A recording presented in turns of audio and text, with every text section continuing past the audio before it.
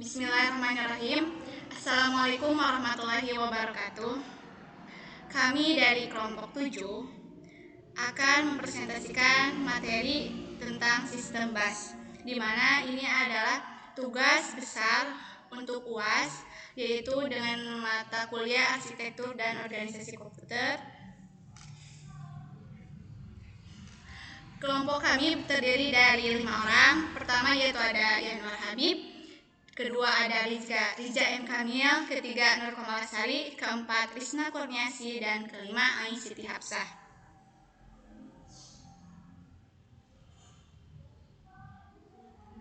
Untuk beberapa materi yang akan kami sampaikan, pertama yaitu ada pengertian BAS, kedua cara kerja sistem BAS, ketiga jenis-jenis BAS, keempat struktur BAS, kelima contoh-contoh BAS. Dan untuk pemateri pertama akan disampaikan oleh Yanwar mengenai pengertian BAS. 1. Pengertian BAS. BAS adalah jalur komunikasi yang dibagi pemakai suatu set kabel tunggal yang digunakan untuk menghubungkan berbagai subsistem. Sistem BAS adalah penghubung bagi keseluruhan komponen komputer dalam menjalankan tugasnya. Transfer data antar komponen komputer sangatlah mendominasi kerja suatu komputer. Data atau program yang tersimpan dalam memori dapat diakses dan dieksekusi CPU melalui perantara BAS.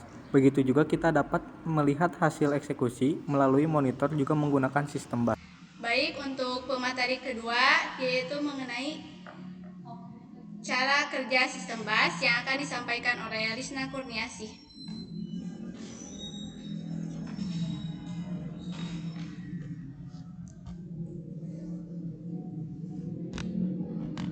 Cara kerja sistem BAS. Pada sistem komputer yang lebih maju, arsitektur komputernya akan lebih kompleks, sehingga untuk meningkatkan performa digunakan beberapa buah BAS.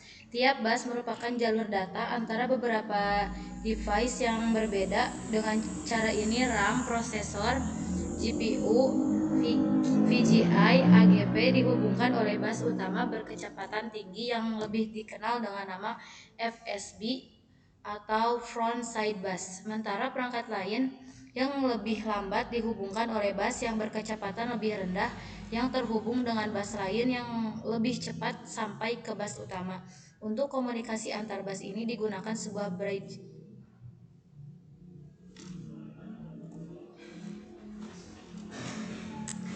Untuk selanjutnya materi ketiga yaitu jenis-jenis BAS akan disampaikan oleh saya yaitu Nur Komalasari. Untuk jenis-jenis BAS ada dua. Pertama yaitu dedicated BAS, yang kedua yaitu multiplexed BAS. Untuk dedicated BAS yaitu adalah BAS khusus untuk menyalurkan data tertentu, misalnya yaitu paket data saja atau alamat saja. Nah, BAS ini memiliki keunggulan yaitu kecepatannya tinggi, tetapi juga memiliki kelemahan yang membutuhkan lebih banyak persyaratan. Untuk yang kedua yaitu multiplexed BAS, di mana BAS yang dilalui informasi yang berbeda baik data, alamat, dan sinyal kontrol dengan metode multiplex data. Untuk kekurangan multiplex BAS adalah hanya memerlukan saluran sedikit sehingga menghemat tempat, tapi kecepatan transfer data menurun dan memerlukan mekanisme yang kompleks untuk mengurangi data yang telah dimultiplex.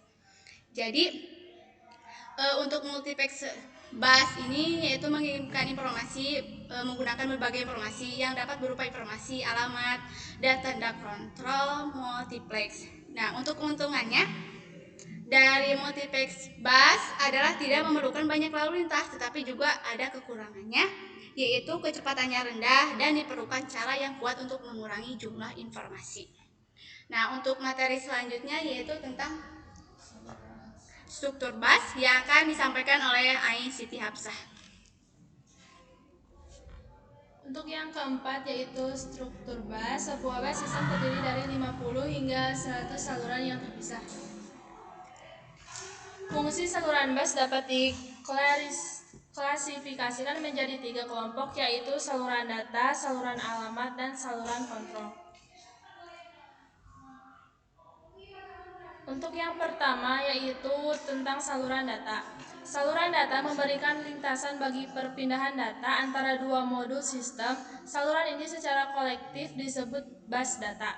Umumnya bus data terdiri dari 8, 16, 32 saluran. Jumlah saluran diartikan dengan lebar bus data. Lebar bus data merupakan faktor penting dalam menentukan kinerja sistem secara keseluruhan. Misalnya, bila bus data lebarnya 8 bit dan setiap instruksi panjangnya 16 bit, maka CPU harus 2 kali mengakses modul memori dalam setiap siklus instruksinya. Nah, untuk yang kedua yaitu saluran alamat. Saluran alamat digunakan untuk menandakan sumber atau tujuan data pada bus data. Misalnya, bila CPU akan membawa sebuah word data dari memori, maka CPU akan menaruh alamat word yang dimasuk pada saluran alamat. Lebar bus alamat akan menentukan kapasitas memori maksimum sistem.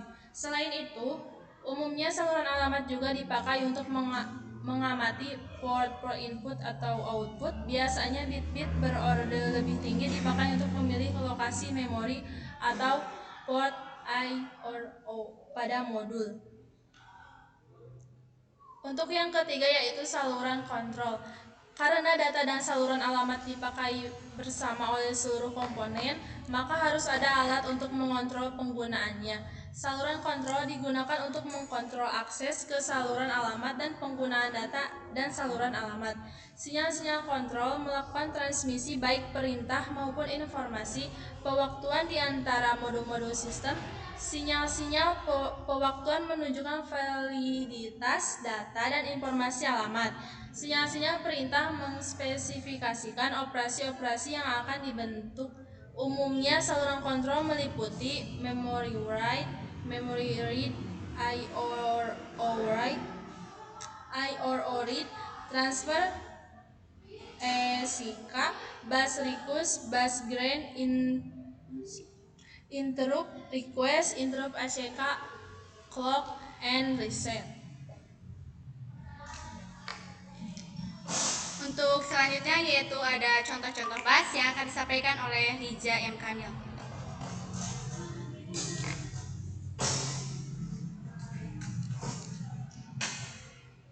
Contoh-contoh bus yang pertama ada bus sisa.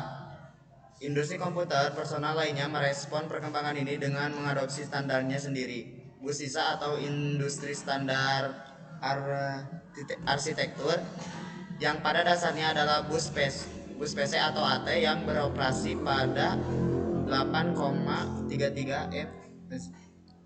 Keuntungannya adalah bahwa pendekatan ini tetap mempertahankan kompatibilitas dengan mesin-mesin dan kartu-kartu yang ada.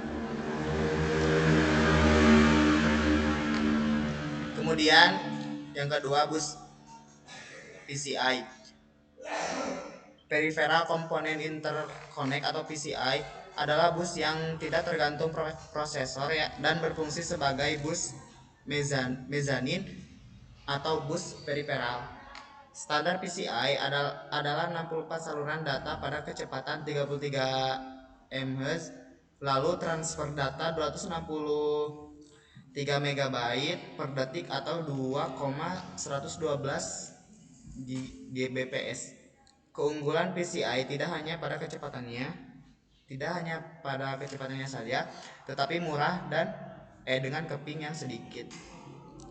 Yang ketiga, bus USB. Semua perangkat periferal tidak efektif apabila dipasang pada bus kecepatan tinggi PCI, sedangkan banyak peralatan yang memiliki kecepatan rendah seperti keyboard, mouse, dan printer. Sebagai solusinya, 7 vendor komputer compact, diantaranya Compaq, diisi IBM, Intel, Microsoft, NEC, dan Northern Telecom bersama-sama merancang bus untuk peralatan I/O berkecepatan rendah. Standar yang dihasilkan dinamakan Universal Standard Bus atau USB. Kemudian bus SCSI, Small Computer System Interface atau SCSI, adalah perangkat periferal eksternal yang dipopulerkan oleh Macintosh pada tahun 1984. SCSI merupakan interface standar untuk drive CD-ROM, peralatan audio, hard disk, dan perangkat penyimpanan eksternal berukuran besar. SCSI menggunakan interface paralel dengan 8 atau 16 atau 32 saluran data. Yang keempat, bus PI 394 atau Firewire. Firewire atau P1393 standar IEE memiliki kelebihan dibandingkan dengan interface I/O lainnya, yaitu sangat cepat, murah, dan mudah untuk diimplementasikan. Pada kenyataannya, P1394 tidak hanya populer pada sistem komputer, namun juga pada peralatan elektronik seperti pada kamera digital, VCR, dan televisi. Kelebihan lain adalah penggunaan transmisi serial sehingga tidak memerlukan banyak kabel. Baik, terima kasih pada teman-teman yang telah memaparkan materinya masing-masing. Jadi untuk kesimpulan pada materi ini yaitu sistem bus, di mana pada sistem bus terdapat dua jenis, yaitu dedikasi bus dan juga multiplexed bus. Dan untuk struktur bus ada 3, yaitu pertama ada saluran data, kedua saluran alamat, dan ketiga saluran kontrol. Dan untuk contoh-contoh bus, yaitu pertama ada bus ISA atau yang kedua bus PCI, ketiga bus USB, dan keempat bus SCSI dan sebagainya. Mungkin dari kelompok 7 cukup sekian. Mohon maaf bila banyak kekurangan. Wabillahi taufiq wal hidayah. Wassalamualaikum warahmatullahi wabarakatuh.